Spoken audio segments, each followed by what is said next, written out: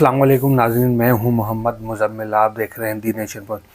नाज़रीन, कल Sindh high court में 10 से ज़ायद MQM के लोगों को बाइज़्ज़त बरी किया गया। ये वो लोग हैं जिन लोगों को 90 या किसी और जगहों से जब फौजी ऑपरेशन का आगाज़ हुआ था, रेंजर्स ऑपरेशन का आगाज़ हुआ था मुत्तहिदा कौमी मूवमेंट के ख़िलाफ़, तो वो कारकुनान तब गिरफ़्तार किए थे। तो अब वो उन पे कुछ अरसे तक उनको रखा, आपको पता है काफ़ी टाइम से उनको रखा रहा, इल्ज़ाम साबित ना हो पाए या जिन पे कुछ इल्ज़ामात साबित हुए, जो उनको अदालतों से सज़ा मिली वो सज़ा भी पूरी कर ली और कुछ रिहाई पा गए, कुछ बाइज़्ज़त बरी हो गए। 10 से ज़्यादा कारकुन थे।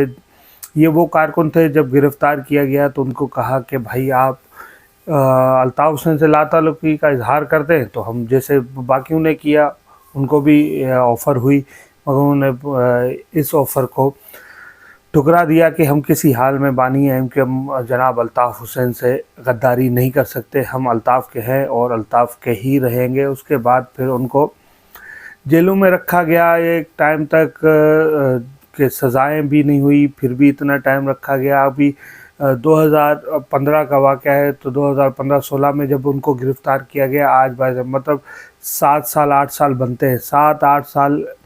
कुछ कारकुन ऐसे थे चले जिनको सज़ा हुई, उन्होंने वो तो सज़ा काट के निकले।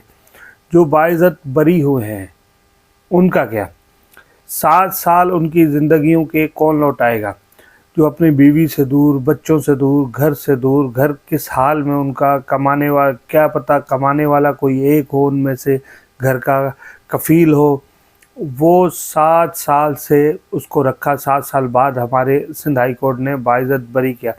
अच्छा, बाइज़्ज़त बरी करने के बाद भी हमारे जो सिंध रेंजर्स है उन्होंने इस फ़ैसले पे नज़रसानी की दरख्वास्त दी हुई है कि इस फ़ैसले पे नज़रसानी की जाए। जी, हम सिंध रेंजर्स की नीयतों पे हमें पूरा भरोसा है, यकीन है, मगर 7 साल में जो चीज़ साबित नहीं कर पाए, 7 साल गुज़रने के बाद कैसे साबित होगी? अगर उन पे जुर्म थे, वो किसी ऐसी एक्टिविटीज़ में मुलव्वस थे जो कानून की ख़िलाफ़ वर्जी कहलाती है या लॉ एंड ऑर्डर की ख़िलाफ़ वर्जी कहलाती है, तो उनको गिरफ़्तार क्यों, उनको सज़ाएँ क्यों नहीं मिली, वो चीज़ें साबित क्यों नहीं हो पाई? बहरहाल वो रिहा हो गए और 7 साल बाद बिलाखिर अपने बीवी बच्चों से मिल सके। उसके बाद बाबर गौरी की भी आमद है। अब समझ में क्या आ रहा है, क्या कहानी चल रही है, अब थोड़ा इससे हट रहा है। एक तरफ MQM पाकिस्तान के वो MQM के जो बानी MQM अल्ताफ़ हुसैन की है, उसके कारकुनान रिहा, और उसके बाद बाबर गौरी का सिंध हाई कोर्ट से रुजू करना कि मेरे केस बता दिए जाएं कि मुझ पे कितने हैं। फिर उन केसों, ज़ाहिर बात है, फिर उन केसों में वो आएंगे, यहाँ पेश होंगे या किसी तरह उनको फॉलो करेंगे या रिलीफ मिलेगा।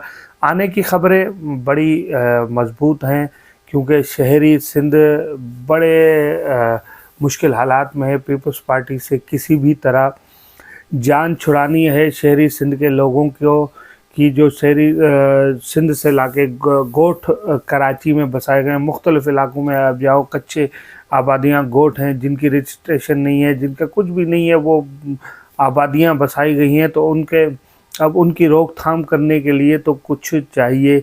अब जब तक पीपल्स पार्टी की सिंध में हुकूमत रहेगी तो ये चीज़ें बहुत मुश्किल हैं चेंज करना। अब इदारों को भी ये समझ आ गई है कि ये चीज़ें चेंज करनी है, मगर चेंज करना मुश्किल है। तो अब देखते हैं कुछ बानी MQM के, जो हम आपको बताया, आपको ख़बर दी थी एक दिन पहले कि ये, बल्कि 2 दिन पहले ख़बर दी थी कि बानी MQM के बैनर आवेज़ा हो रहे हैं पूरे शहर में, मुख्तलिफ़ इलाकों में ये बैनर्स लग रहे हैं। ये सिर्फ बैनर्स उन इलाकों में नहीं लग रहे कि जहां उर्दू बोलने वालों की मेजॉरिटी ज़्यादा है, मगर अब तो कराची शहर ऐसा हो गया है, हर जगह मिक्स हो गई है, जहां एक उर्दू स्पीकर घर है, दूसरा सिंधी का है, तीसरा पख्तून का है, इस तरह हो गया है पूरा कराची।